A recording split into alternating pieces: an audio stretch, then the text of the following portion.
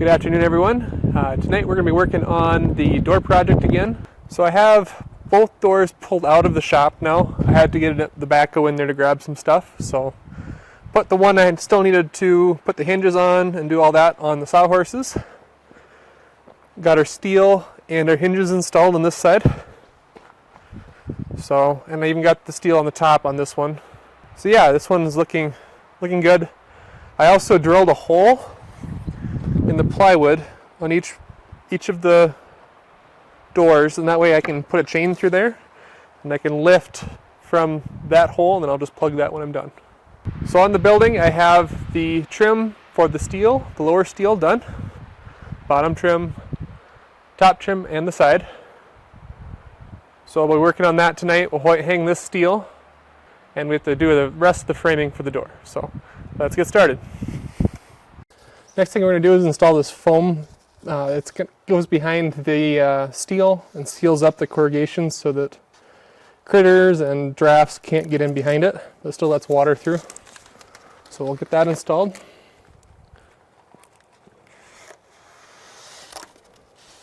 Just has a sticky side, and you just stick it right to your steel.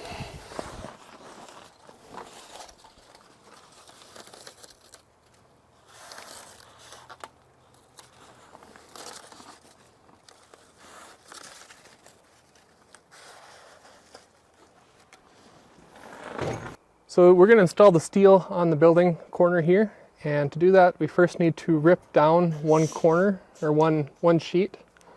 I'm going to do this layout a little bit backwards. I'm going to start at the door with a sheet that's just ripped right after just removing this first rib, so it fits behind the trim really nice. And then we'll see how much left over I have. If I have enough on the second sheet here when I wrap the corner, I'll be able to fill in my gap on the other wall to finish out that wall too. So these are also pre-drilled, so it'll be really easy to install the screws nice and straight. And yeah, let's get started. Just using a DeWalt sheet metal shear.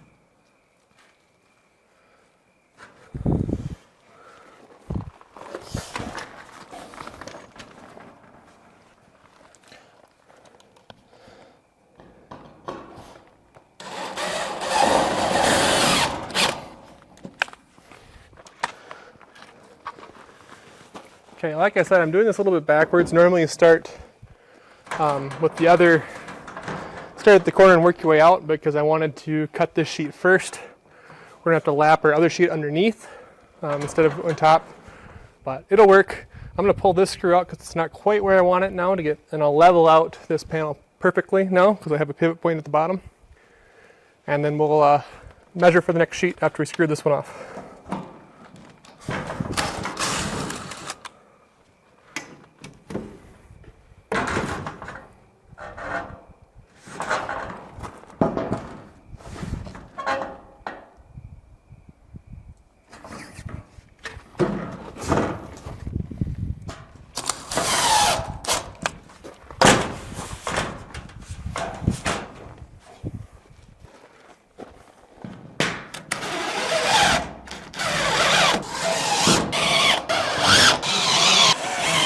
Okay, we'll get the rest of it off of the ladder after we do the next sheet.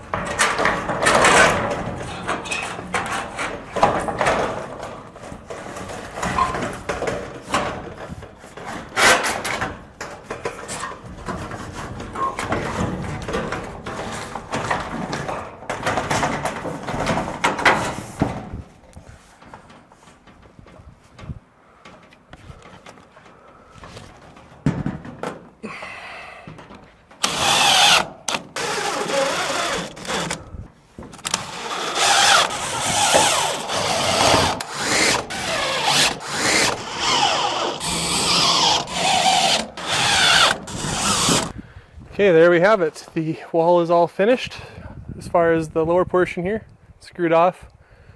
Basically just waiting on the corner trim. Next up is some trim work around the windows and then the door frame. We still have to run a 2x6 up the face of this column. Have to change out this 2x6 that's at the bottom there. And yeah, just clean up the framing a little bit, then we can put our door jamb steel up like we did right here. So yeah, it's coming along here.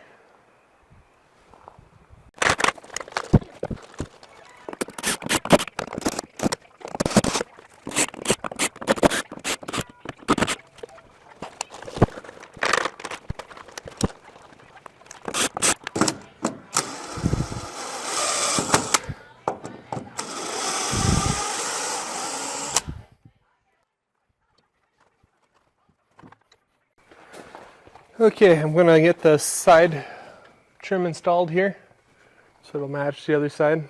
I have a board on the outside you see there. In order to do that, with this column, which is original, I didn't put it up, I had to put a 1/2 inch piece of plywood here to shim it out because this column is twisted that much. You can kind of see it at the top here. So you can see at the top there how twisted it is. I had to shim it out just to make up that difference. Now we can put our board on. So what I'm installing here is a basically a temporary block that's a 2x6, and that way I can set my board on it. It'll be at the right height, and then I'll take this off and put a treated board on once the bus is out of here, and I can run my bottom board, my bottom girt all the way across. So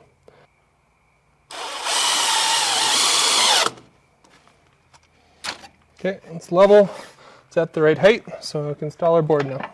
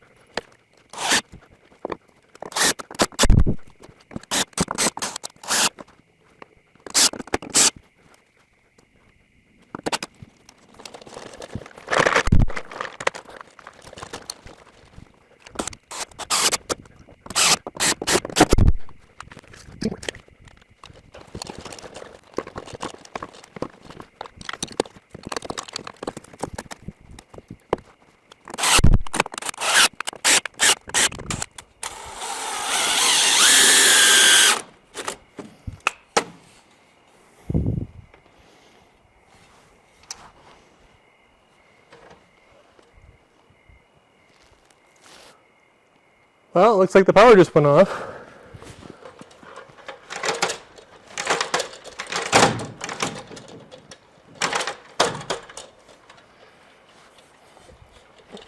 So we may not technically, well, it's back now. While we're not technically off grid, it's fairly close because the power goes out at least once a week. And we're on the winter sensitivity setting for the breakers. So if there's a tree that lands across the line, it'll put more current through it for a little bit longer than the summertime. In the summertime, it's super sensitive so that the slightest fault that the breaker sense, it trips. But yeah, it's one of the windier days we've ever had here. It's not terribly windy here, but up the mountain I can definitely see that it's much more windy. So yeah, anyhow, let's get the last 4 screws put in this and then we can start doing trim.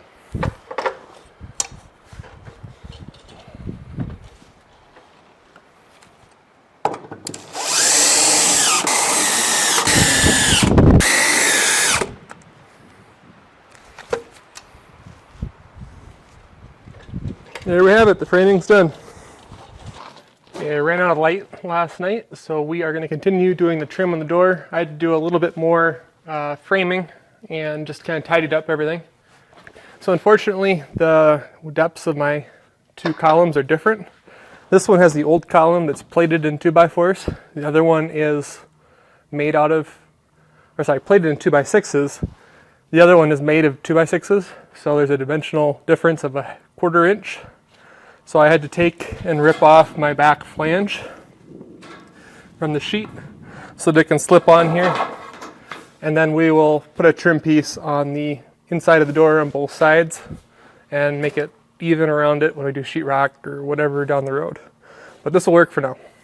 So we're going to use some sealant down here to just watertight or waterproof this connection along the concrete. Do 2 rows just for self insurance.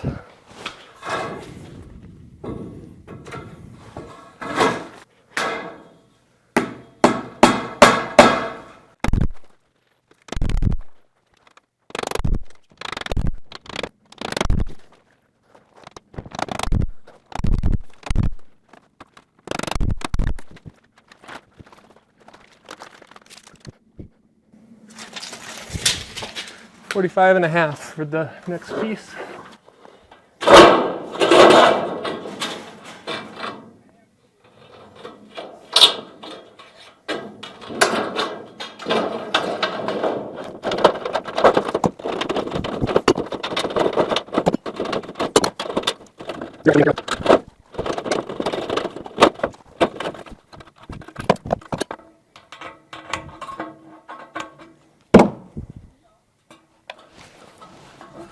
So that's the ear I'm talking about. That'll stick up. The bottom of the top of the door jamb is right here. Then it gives me a spot to put a nail through both pieces of trim.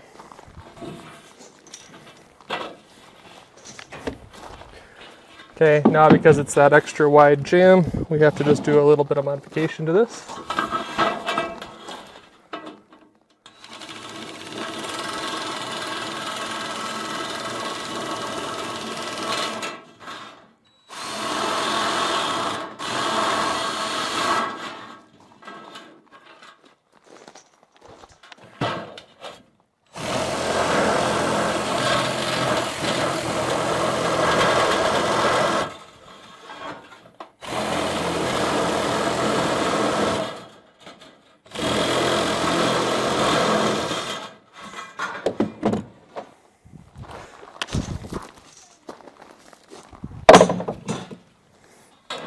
Little spot where I went a little bit wide, I'll trim that up.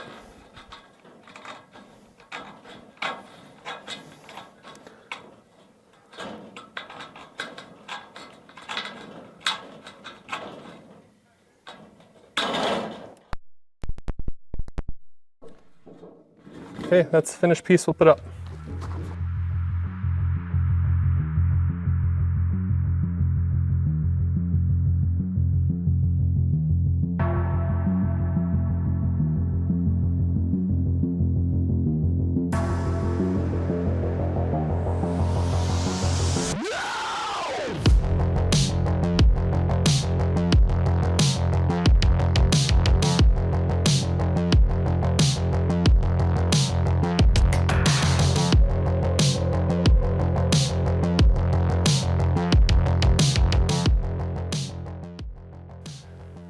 Okay, trim is all installed. So I'm going to leave it here for this video. We have all the trim installed and the doors are ready to hang. So next video we will be installing the doors, and then we have a whole bunch of trim work to do, and we have to put the steel on the doors and all that. So there's plenty more left to do on this project. If you made it to this point in the video, I want to thank you so much for watching. I really appreciate all the support. If you want to support Emily and I and all of our wild projects like this, the best way to do that is just to hit that like button. It tells YouTube this content is worth sharing to other people, and that, yeah, hopefully they enjoy it too. If you want to support us in a more direct way, the best way to do that right now is through our YouTube channel memberships. If you have any questions or comments about this build, I'm definitely not a carpenter or steel siding installer, so if I made any mistakes, let me know so that other people don't make those mistakes too by putting a comment down below. I want to thank you all for watching, and I'll catch you next video. Later.